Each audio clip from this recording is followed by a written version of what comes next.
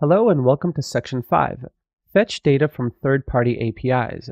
We're going to learn how to retrieve and interact with data from the Star Wars API and persist the data in the browser's local storage.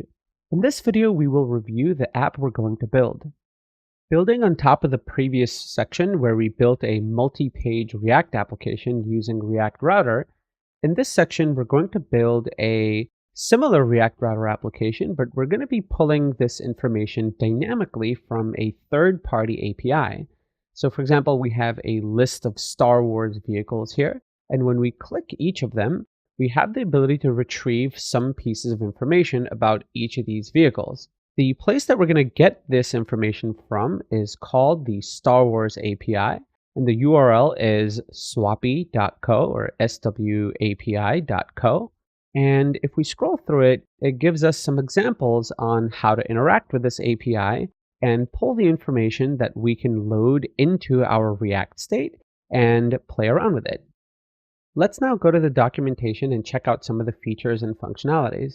If we scroll down here, we see that we have the ability to check out the various encodings that it can return in, including Wookiee, and the resources that we have access to. So between people, films, starships, and so forth, we want to pick vehicles. Now you can feel free to select any of the other ones to play around with it in your own applications, but for this example, we're going to be using these.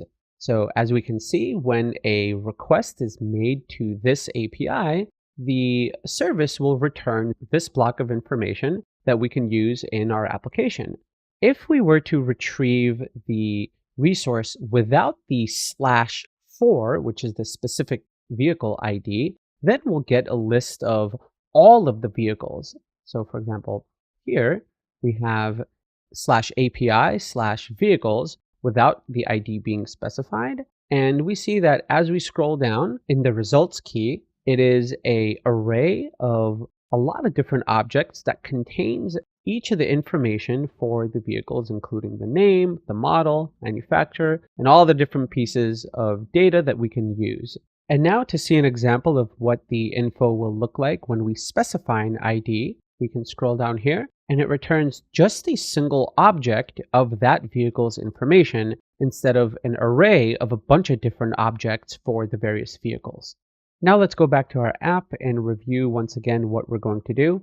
We're going to make a request to first retrieve the list of vehicles from the API. And then once we have that, the link to each of the vehicles will take us to a URL that will then make another request to retrieve a vehicle's specific information. We're also going to use local storage to save and persist the information that we pull from the API so that when we refresh, we don't have to make additional API calls anymore, and we'll populate the React component state from the saved data in local storage.